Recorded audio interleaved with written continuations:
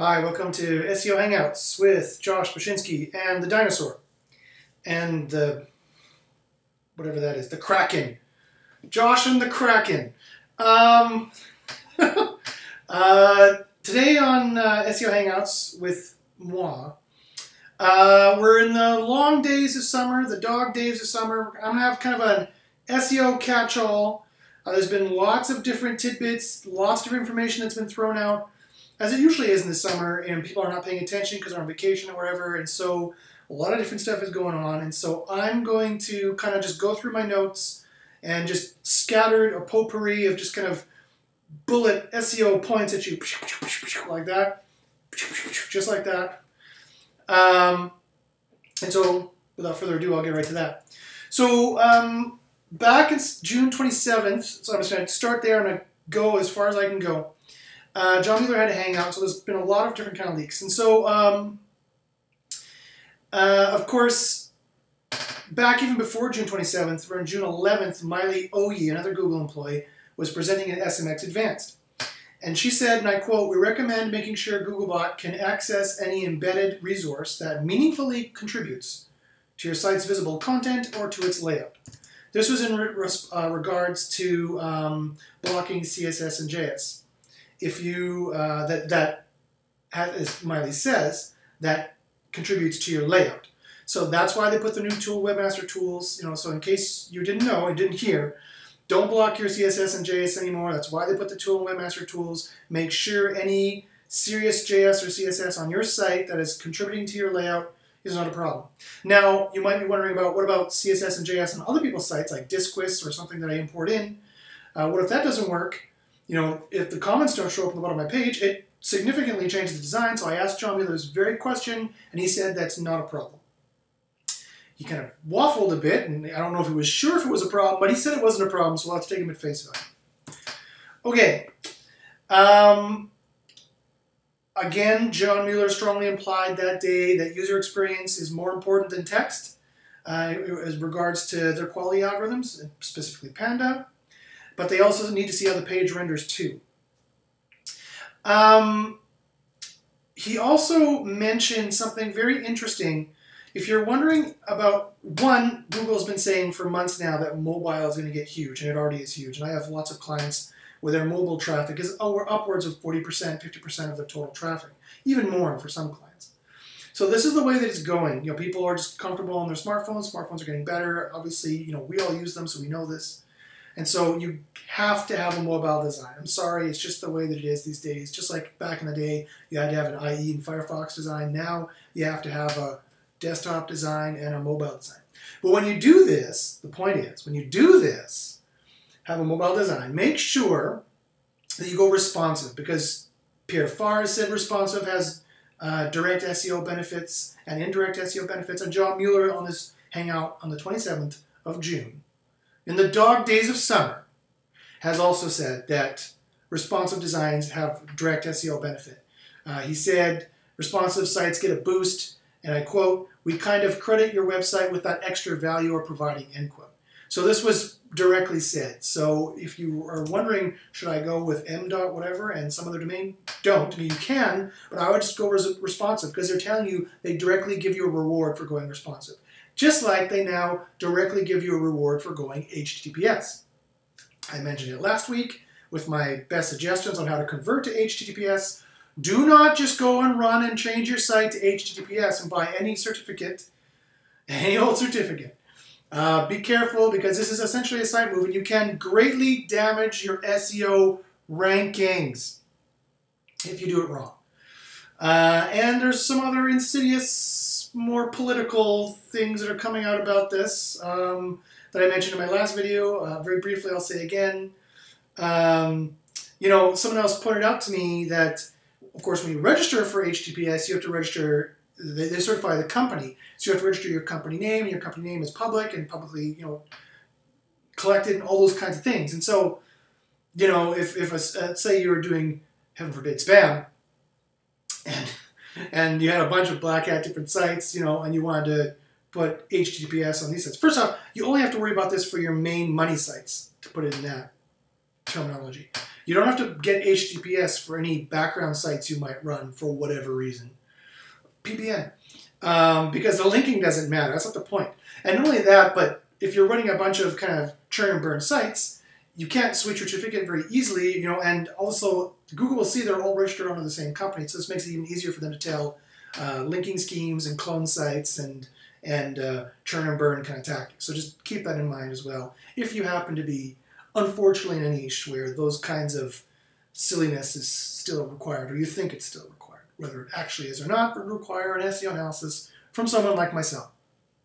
By the way, while I'm on the topic, you can contact me if you want to, for whatever reason, if you have any SEO questions. I do this for a living. That's why I'm here. I don't just study SEO for fun, because trust me, it's not fun. Anyway, so you can email me, joshbachynski@gmail.com. You can follow me on Twitter at joshbachynski. Bugging Google is fun. That's the fun part of it for me. The ranting, the SEO ranting is fun. I like the SEO rant, but the research is fun too. It's fun, but you know it's getting pretty depressing in some ways. But anyway, and you can also watch more videos where I share as many SEO secrets and knowledge and experiments and leaks direct from Google employees, that some of whom I know personally, some of whom I just stalk. And at youtube.com/jbachynski, JBACHYNS. Okay, now, he also mentioned something interesting in this Hangout, that he says we don't pull in content from a YouTube video, but he said we do pull in iframes. So if you've ever wondered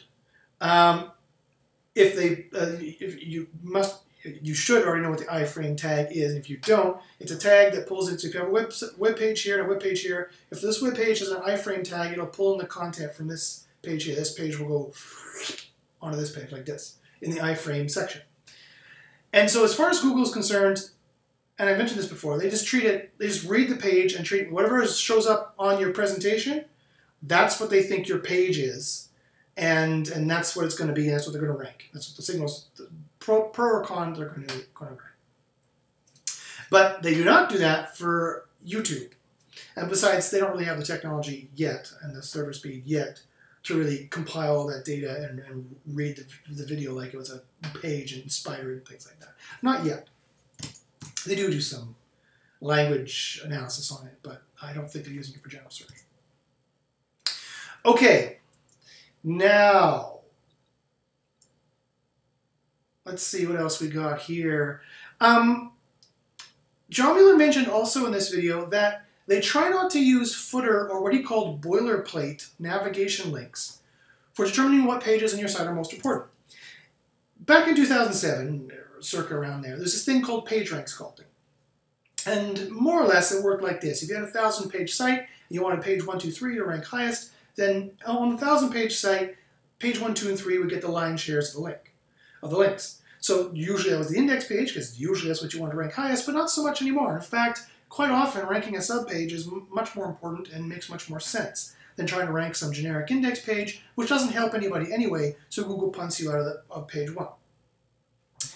So if you wanted, page 1, 2, and 3 to rank the most, index page or subpages, they would get the lion's share of the links. It still works this way. They don't like to call it PageRank sculpting anymore, but that's still what you're supposed to do. Don't ask Matt Cutts or John Mueller how to do it, because they'll get annoyed at you. But basically, that's still what you need to do. Now, Google has logic built in their algorithms to tell, as far as they can tell, what your most important pages is. That's what they call PageRank sculpting. You're determining what your most important page is. If you have an About Us or a Contact Us on every link on every single page, so the Contact Us page gets 1,000 links, gets the lion's share of the links, they have, unless you have some robust or nice content on the Contact Us page, they have enough logic built into their entity search, right? They're doing entity search now. It's not strings, it's things. They know it's a website, and websites have a Contact Us page, and it's located here. They know this. The good ones do, and they will demote ones that don't, right? That's part of the Panda algorithm. By the way, I have a secret for you. If you can keep it between just you and me and Rex over here. Matt Cutts. This is the bones of Matt Cutts. He's retired. I have a little secret for you coming out, a panda secret. I can't release it now, but watch my Twitter or my videos in the next couple of weeks. There'll be something special coming out for you in just a little bit regarding panda. Anyway, I already said too much. Okay, so yes, so this is what you want to do. So he said that they have an algorithm that automatically detects the logic of what page is the most important. They'll just discount the About Us and the Contact Us and things like that. But I wouldn't trust them. And remember, this algorithm is only going to be so good. So I would suggest strongly going into your site and seeing, going to Webmaster Tools and seeing in internal links and seeing what pages have the most links. And if those ones at the top are not your top ranking pages, make less links to them and make more links to the other ones. So that you know that Google cannot make a mistake in determining what your most important pages are, so that they get the maximum amount, whatever link juice you're acquiring internally and from externally, and social signals you're acquiring internally and externally, make sure they're all routed to your most important ranking pages that you want to rank the most.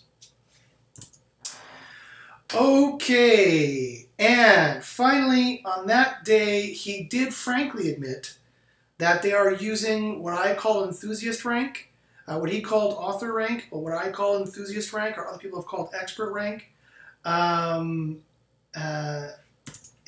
It's really important in terms of this entity search thing that's going on these days, to make sure that your site is talked about in social and on blogs and forums. And the most important blogs and forums on your topic, and the most important people or influential people on your topic are talking about it, or as many enthusiasts are talking about it as possible. So it's all an aggregate signal, just like PageRank was, and it's called, I call it enthusiast rank, because it's not, you don't have to be an expert in it. You just have to like it a lot and talk about it a lot, and they'll assume you're an aficionado in that. It should be called aficionado rank, really. It makes it sound cooler, aficionado rank. You know, it sounds like a cooler thing than expert rank, you know, or something like that. Anyway, this I find important. Okay, so that was the end of that hangout. So then I'll scroll down through my notes, bear with me.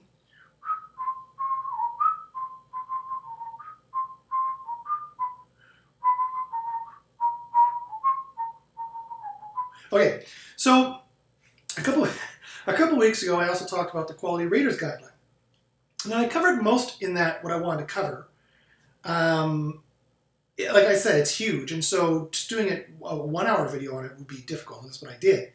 There are just a couple other tips in that I want to mention that are very important that I don't think I mentioned in that video.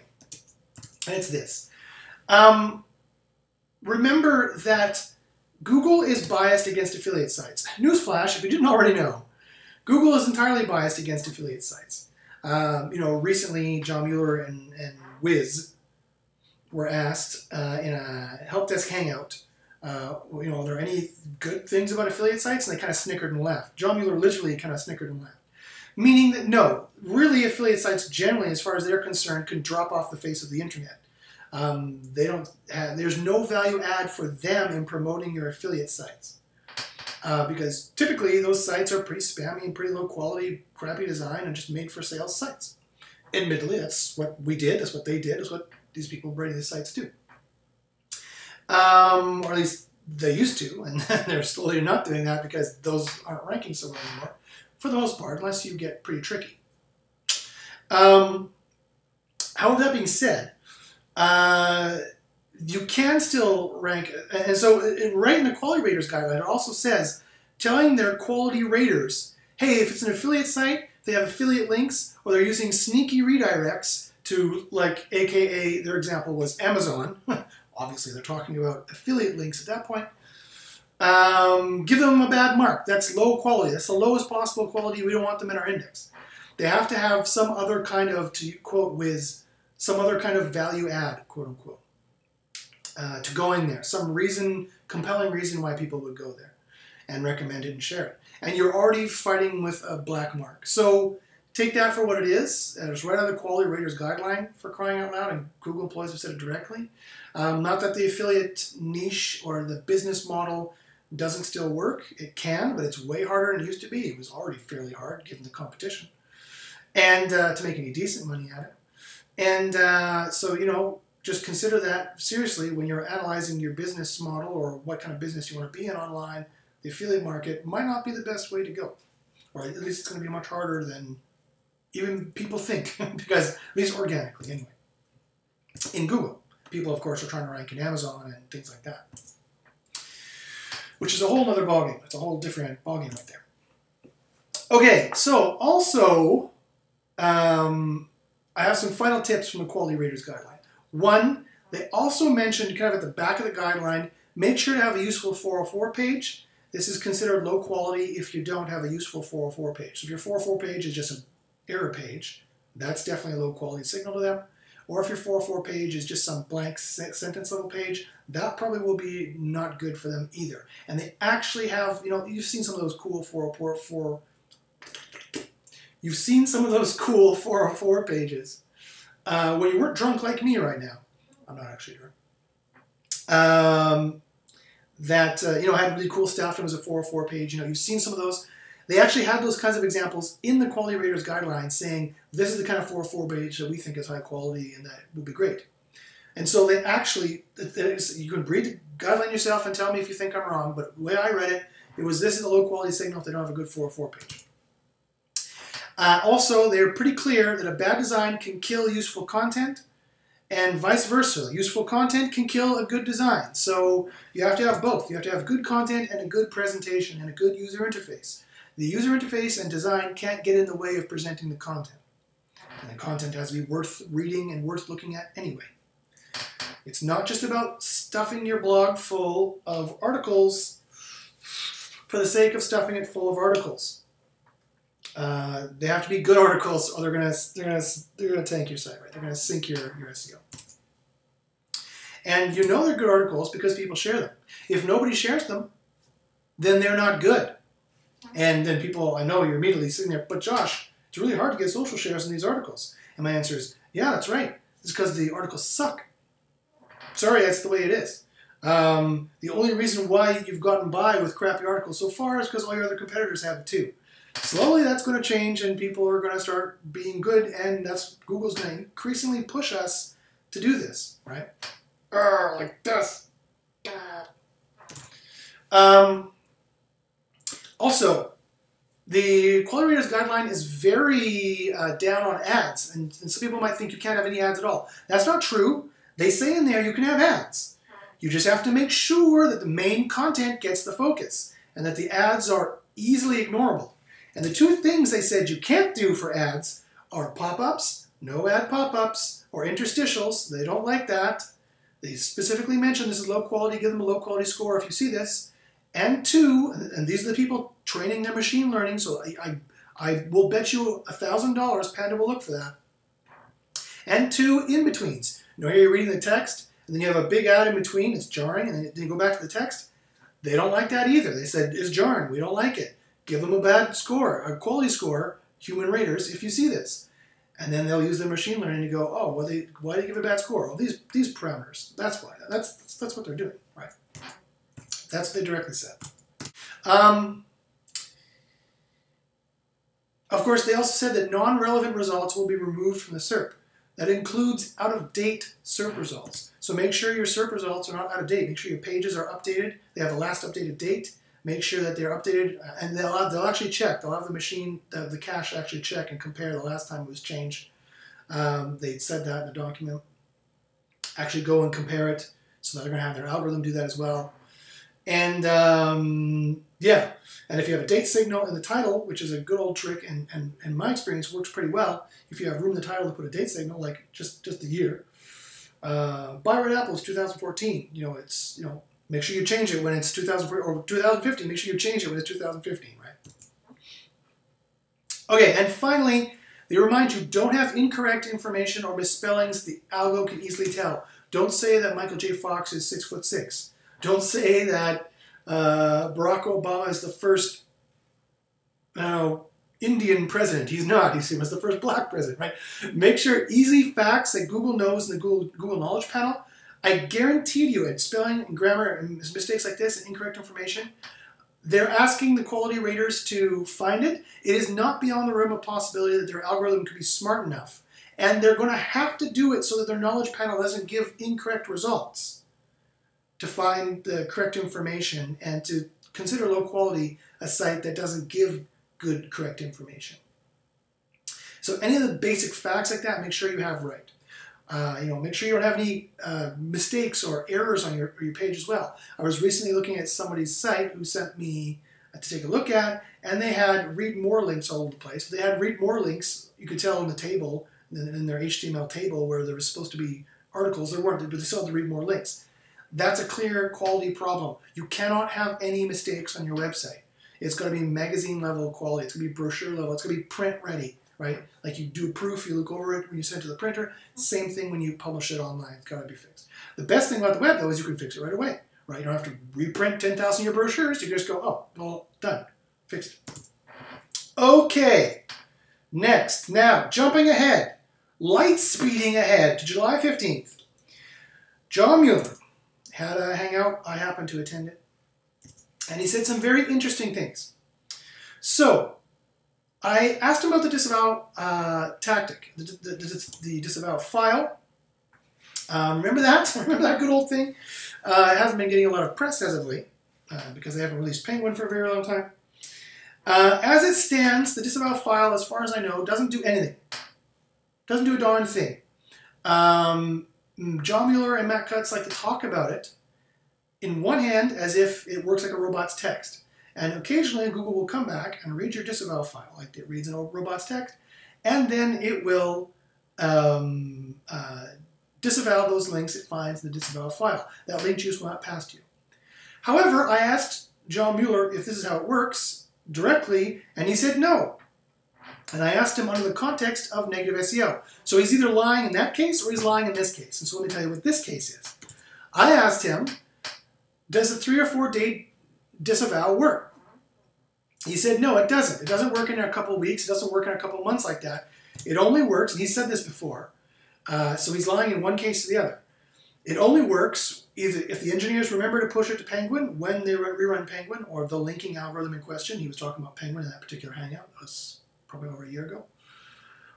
And as a file for the webmaster team to receive the links that you could not delete. Not that they will lift your link penalty, your full link penalty, if you haven't gone and deleted links and just put them in a disavow file, but for all the ones that they think you've convinced them, you've done your due diligence and tried to contact them and did all you possibly could.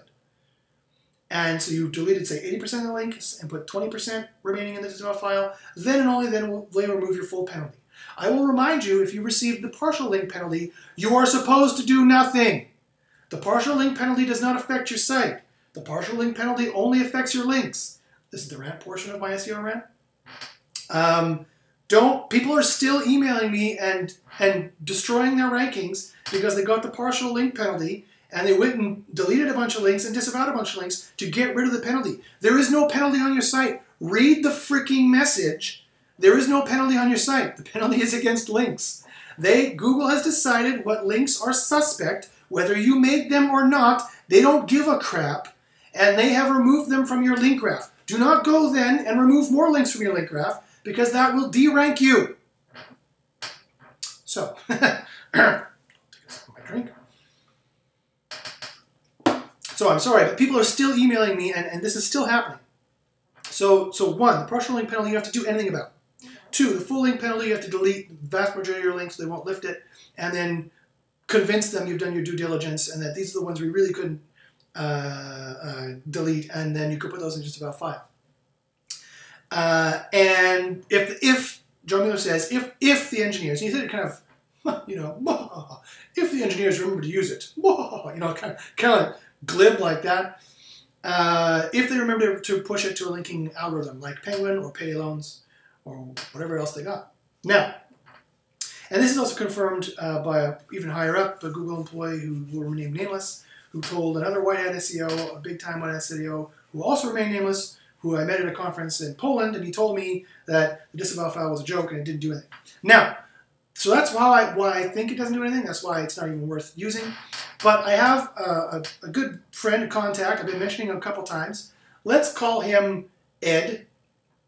Ed gets a lot of negative SEO attacks against his e-commerce sites. And so he, it wouldn't hurt to put the negative SEO links in the disavow file. Google has told you to do that. So Google has two stories. One, you can use the disavow file to fight negative SEO, and it will do something. And two, the disavow file does nothing unless you get a manual penalty or the engineers remember to push to Penguin. And they bother to rerun Penguin. As you know, they haven't rerun Penguin for quite some time, and I have my doubts as that they ever will again. John Mueller says they will. He says they're working on the next version of Penguin. He recently said that, but we'll see. Anyway, so you see the discrepancy here. I don't think the disavow file does anything, personally. Sorry, Ed.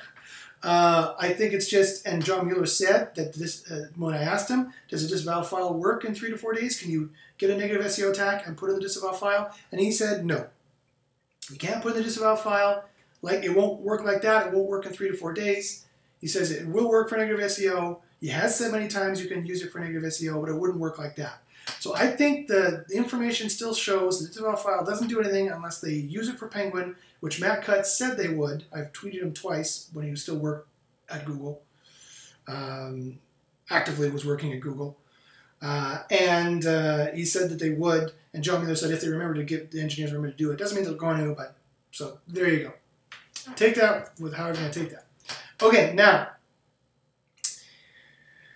speaking of Mr. Cutts, John Mueller admitted on the 15th that he was partially, quote unquote, taking over for Matt, and he partially knows about what algorithms are running.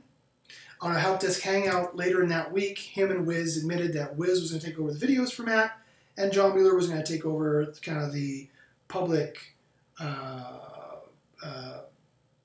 response or public relations kind of hangouts and answering questions on Google Plus or answering questions on the Webmaster Forums, the way that Matt Cutts was answering questions on Hacker News or Twitter, right? So they don't use the same formats, but John Mueller is now going to take over. He's admitted he's going to take more of Matt Cutts' roles.